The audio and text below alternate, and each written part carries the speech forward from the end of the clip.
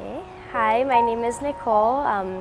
This is my story that you're about to hear about how I grew up and a lot of things that have happened in my past that has made me feel less of a person at times, or is also things that happened when I was younger but has affected me while I was growing up and sometimes even to present day.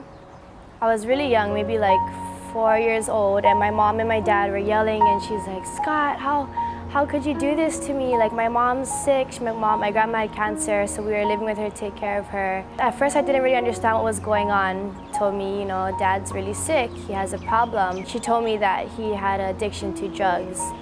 And I think from then on, even though I was really young to understand it, I already kind of knew the effects it had just because I've already seen the chaos around it.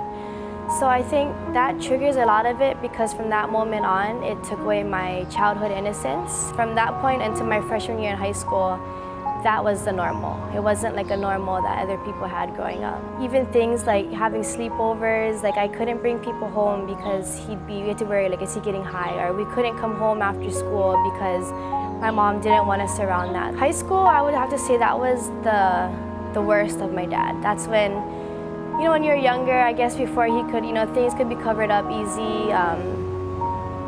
He could even live a normal life, but towards the end, I mean, his drug use just got out of control. So I think at that point, I just brought a lot of anger, a lot of bitterness, even as far as affecting my relationships. Like I had trust issues. I didn't like to trust people. I'm a very controlling person because I think I had so much chaos growing up. I like to have control of situations. I have a hard time letting go and letting it be beyond my control.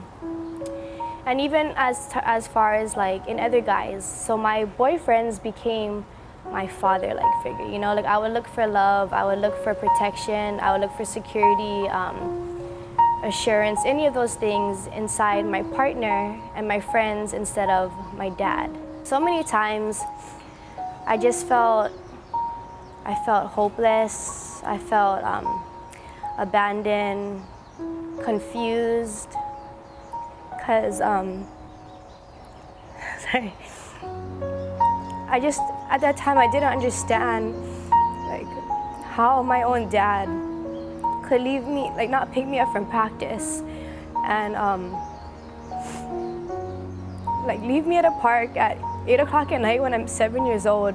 It's just hurtful because you kind of feel like, what purpose do I have on life, If my own dad doesn't care about me, I'm so sad. I come home and my dad's there. The next day I come home and I have a note on my pillow saying, Dad loves you, I'll miss you, I'll be back soon. Sometimes it was a week, sometimes it was a month. It just gives you this like emptiness feeling. And it just breaks your heart too, you see someone you love constantly being handcuffed and taken away by the police. So I remember just like opening up the curtain, and he doesn't know I'm watching him, but just, seeing that, it just kind of gives you no hope for the future. It doesn't make you want to do something good with your life. And sometimes it made me worried, like, am I gonna have this kind of future? Am I gonna turn out like my dad? When I get married, am I gonna have a relationship like them? When I have kids, am I gonna find an addiction that makes me not myself? Inflict the same type of pain onto people.